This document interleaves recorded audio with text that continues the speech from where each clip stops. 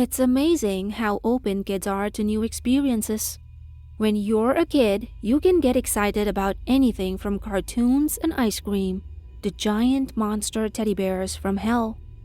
If you don't know what I'm talking about, you should consider yourself lucky and forget about it. But if you're curious, you can find out more in the first part linked in the description below. Basically, my 5-year-old daughter mistakenly wrote a letter to Satan instead of Santa. And, well, I don't think Satan has a good grasp of what the kids are into these days, because he sent her a 7-foot-tall Franken teddy in response. Now that you're all caught up, I'll let you in on the fiasco that's happened since my last post. After a very tense sleepover in which Sarah and Franken Teddy watched cartoons and played patty cake, and I consumed a near-lethal dose of coffee, I decided that I had no choice but to send Sarah off to school and try to get in touch with Hell's customer service again. The line rang once, and a familiar voice answered. "Hell customer service, how may I help you today?" "This is Darren Rogers again," I said. "Ah, Mr. Rogers," the woman said. "How are Sarah and Frank and Teddy getting along?" "Well," I said, "that's not really the point.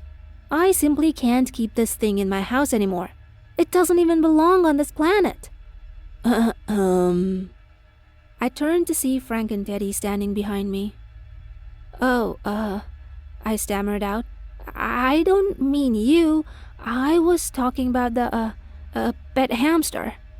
"If the hamster is a threat to Sarah's safety, then I shall terminate it with the fury of a demonic legion." No, don't do that," I shot out quickly. "That is preferable," Frank and Teddy replied. "I find the hamster to be cute. I do not wish to obliterate it." I could feel my mouth hanging open. Okay. "Mr. Rogers?" The receptionist's stern voice came through the handset. "Yes?" "If you really insist that there's a problem with the teddy bear, Satan had a last-minute cancellation, and I can get you an appointment today instead." "Oh," I almost hopped with excitement. "That would be great. When's the appointment?" "Now," she replied flatly. "I'll buzz you 3 down." "Down? What do you—" But I was interrupted by a column of black and purple flames that erupted around me. I felt an intense sense of falling before landing with a dull thud on what appeared to be a giant blue beanbag in some sort of cave.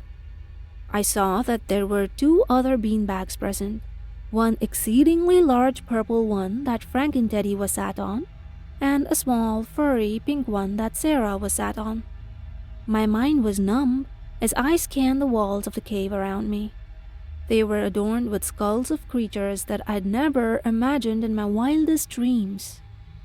There was a rounded triangular one with huge eye holes and 3 small horns, and a tiny, perfectly spherical one with no features at all other than a mouth. In the corner of the office sat what can only be described as a taxidermy dragon's head. Sarah was staring around with the same look of wonder on her face she'd had when I'd first taken her to Disney World. At the opposite end of the room, there was a large, polished black desk that looked to be made of obsidian, behind which sat a normal-looking office chair. I didn't have to wonder why Satan wasn't there for very long, because a column of black and purple flames erupted behind the desk, and when the smoke vanished, the great demon was sitting in his chair grinning at us all, as if we were honored guests he'd been expecting. He was red-skinned under his suit and had 2 large, polished black horns and a small, neatly trimmed goatee. "So," he began in a jovial tone, "welcome to hell. You know I don't get many visitors down here. Besides, people who go to hell. And they're generally not very nice." I saw out of the corner of my eye that Sarah had crawled into the dragon head's mouth with Frank and Teddy, and they were having a tea party. Sarah? I don't think that you... Don't worry, Darren. Satan cut me off. The dragon is mostly dead. Satan seemed unfazed by my lack of eloquence. As I understand it, he said, you have some problem with Frank and Teddy? You told me the problem was with the hamster, Darren. Frank and Teddy's voice boomed out from inside the dragon's head. I trailed off. I am sorry for my outburst, Frank and Teddy said. I have not eaten today. Are you out of Cheetos? You ate 30 bags, I said weakly. It's okay, Satan smiled, buzzing the intercom button on his phone. Dina, he said. Yes, Mr. Satan. The secretary's familiar voice came through. Can you get Frank and Teddy 200 pounds of Cheetos?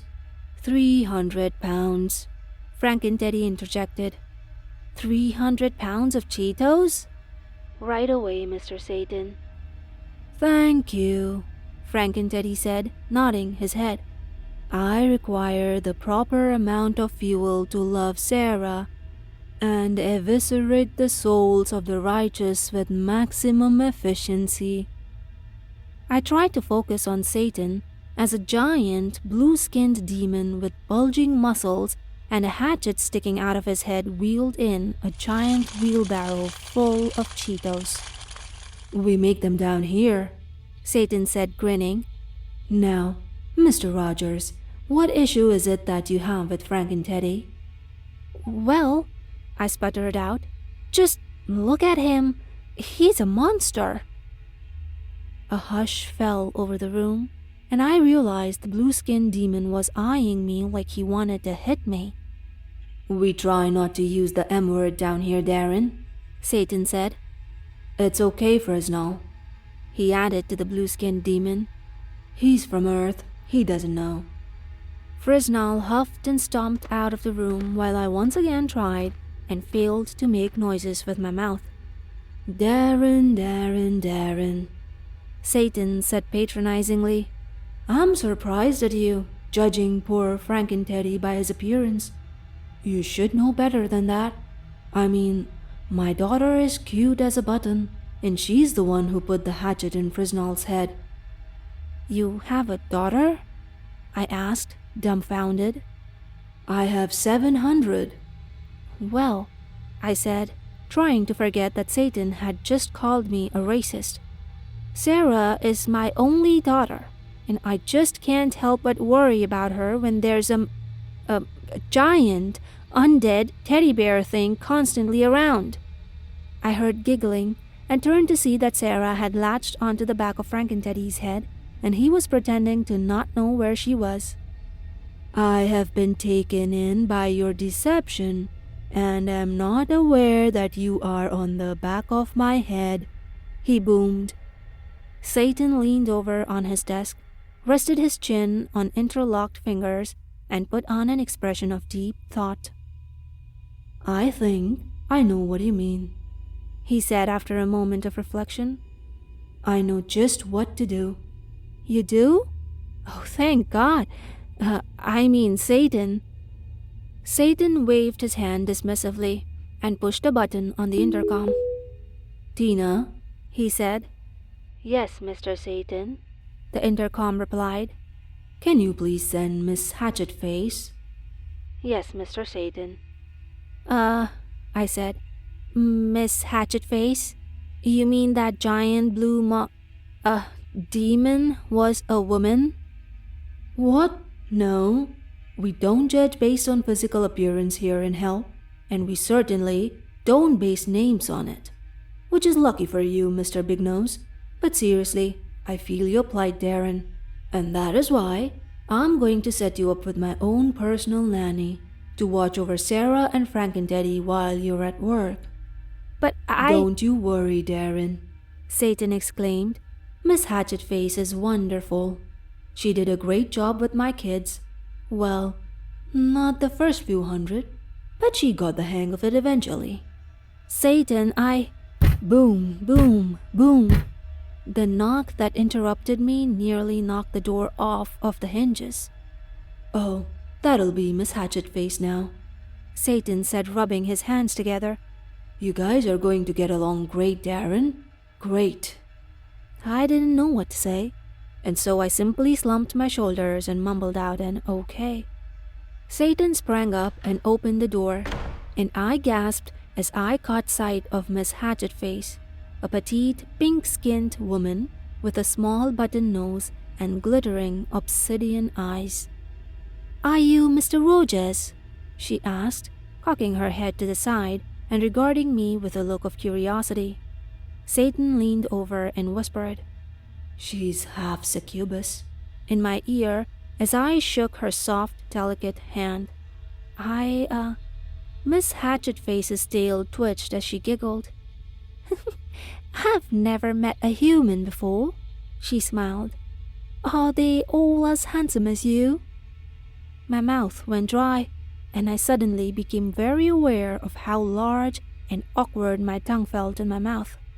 "So," Satan clapped his hands together cheerily, "are we all set here?" I stared into Miss Hatchetface's deep, glittering black eyes, and before I knew what was happening, my head was nodding up and down of its own accord. "Great," Satan said. "Then I'll send you 4 back up." "I can't wait," said Miss Hatchetface, before a column of black and purple flame swallowed us all.